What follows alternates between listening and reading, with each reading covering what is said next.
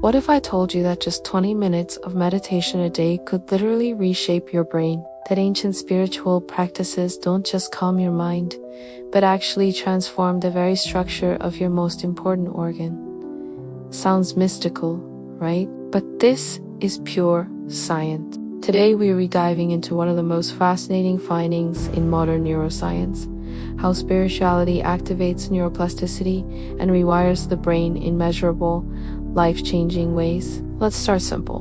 What exactly is neuroplasticity? For decades, scientists believed the brain became fixed after childhood. You grew up, and your brain was basically locked in place.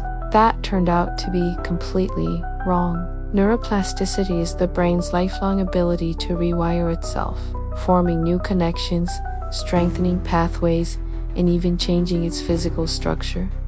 Every thought, every repeated action, every strong emotion, they're all carving patterns into your brain. Take the famous study on London taxi drivers. They have to memorize over 25,000 streets. MRI scans showed that their hippocampus, the brain's memory and navigation hub, was significantly larger than average.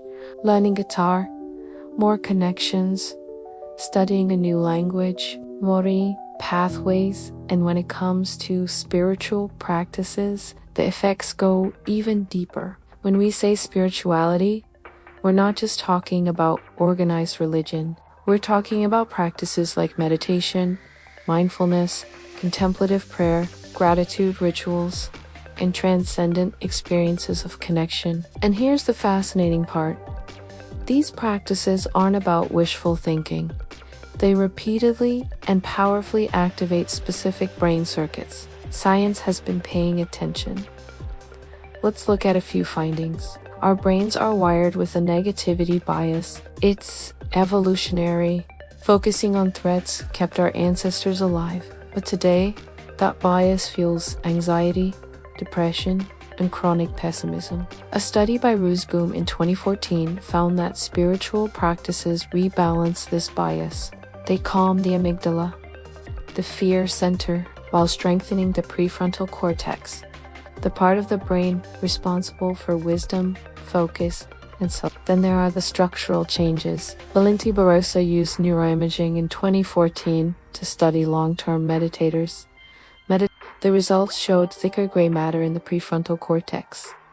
That means stronger brain regions for focus and attention, compassion, emotional regulation, and ethical decision-making. This isn't a placebo effect. It's visible, physical brain change. One of the most striking examples comes from neuroscientist Richard Davidson at Harvard. He studied Tibetan monks who had meditated for decades, some with 10,000, 20,000, even 50,000 hours of practice. Their brains looked nothing like the average brain. During meditation, they produced gamma waves at intensities never recorded before. Their empathy and compassion networks were permanently rewired. Even outside of meditation, their brains functioned in a more integrated, present, compassionate way. It's like they had reprogrammed the brain's operating system. But here's the key. You don't need to be a monk to benefit. Research shows that even 8 weeks of regular practice leads to measurable changes. It's not about meditating 10 hours a day. It's about showing up consistently. So, does this actually work in real life? In moments of suffering and crises? Yes, absolutely. In 2016, Pusker studied a patient with schizophrenia who combined spiritual practices with conventional treatment. The outcome: cognitive improvement, reduced symptoms, and a higher quality of life. In another case, Fields worked with brain tumor patients in 2020 for one of the harshest challenges anyone can face.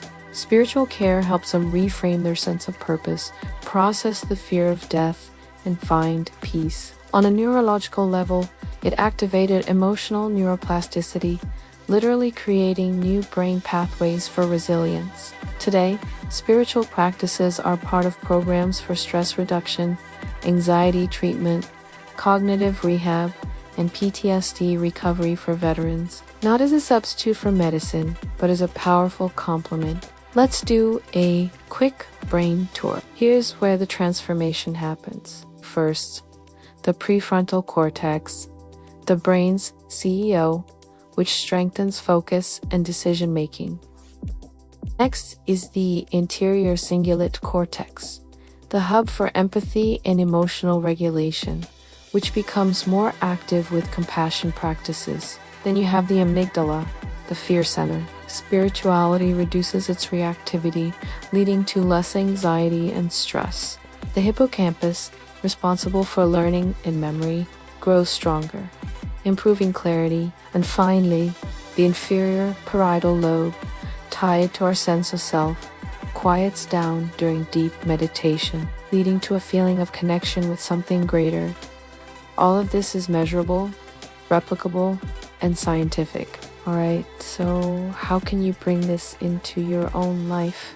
First, start small. Just 5 to 10 minutes daily makes a difference. Consistency matters more than intensity. It could be mindfulness meditation, contemplative prayer, nature walks, or gratitude journaling. Third, be patient. Brain rewiring takes time. 8 weeks is the threshold for measurable changes, but many people feel benefits much earlier. And fourth, build a routine. Try the same time each day, create a dedicated space, and maybe begin or end your day with your practice. Remember, it doesn't need to be perfect. You don't have to live like a monk. You just need to begin. Your brain is waiting. So let's recap. Spirituality isn't just faith or belief. It's a scientifically validated technology for brain transformation. Spiritual practices can reduce anxiety, strengthen empathy, improve focus, and build emotional resilience by physically reshaping your brain. And the best part, these tools are available to everyone. Free, timeless. Our ancestors knew this intuitively. Now neuroscience is proving it. If this video expanded your mind, hit that like button, subscribe, and turn on notifications. Share this with someone who needs to hear it, and tell me in the comments, do you practice any of these techniques? What changes have you noticed? I'll see you in the next video. And until then, take care of your brain. It is the only one you've got.